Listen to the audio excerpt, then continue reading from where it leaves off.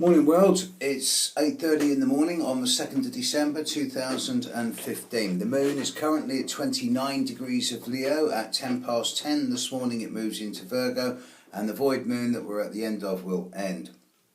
Mars is currently at 11 degrees of Libra, and it's about to pass on a large number of significant points in areas concerning specific countries and world leaders. And there are going to be some pretty important developments in the short-term future.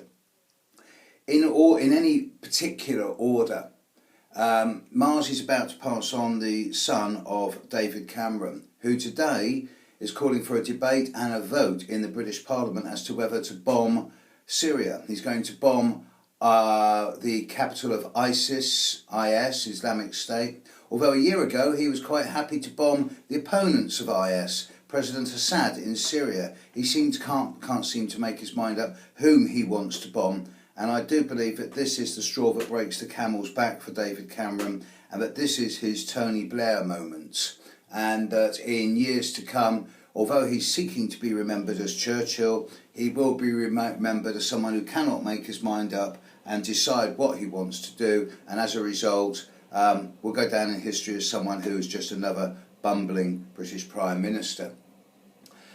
Mars is also on the sun, very close now, of Vladimir Putin, who was born with the Sun conjunct Saturn, and I do expect developments from him in the short-term future. I imagine that he's probably blowing steam out of his ears at the moment, and there's a lot of incandescence around him. He's probably getting very irritable and frustrated at various things that are going on around him, and I wouldn't be surprised if there's developments in the Russian sphere of operations over the next few days. Someone very kindly sent me a quote yesterday attributed to Putin, and I can't paraphrase it exactly, but it was along the lines of, "It is up to God to judge the terrorists for their actions. It is up to me to send those terrorists to God."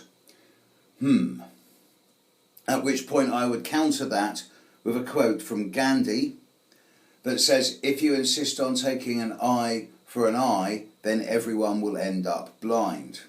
But it's not just about Russia and the Middle East and the UK.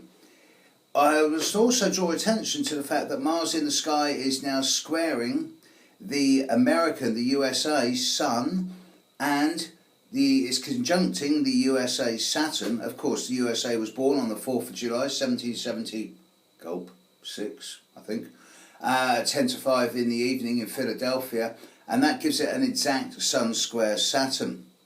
Mars is hitting that now, regardless of the time of birth.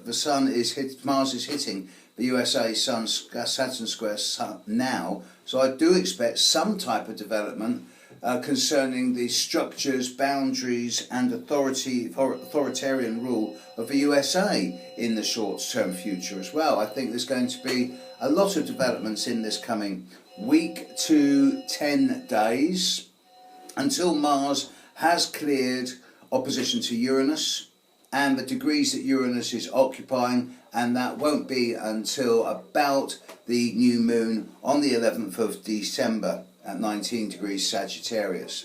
Mars in Libra is very much around the challenges and oppositions of working in cooperation with people, talking with people, being diplomatic and finding common ground, rather than being isolationist, incisive and directly active. This is a time, admittedly you cannot talk with nutcases who are only interested in cutting the heads off anyone who doesn't do exactly what they say.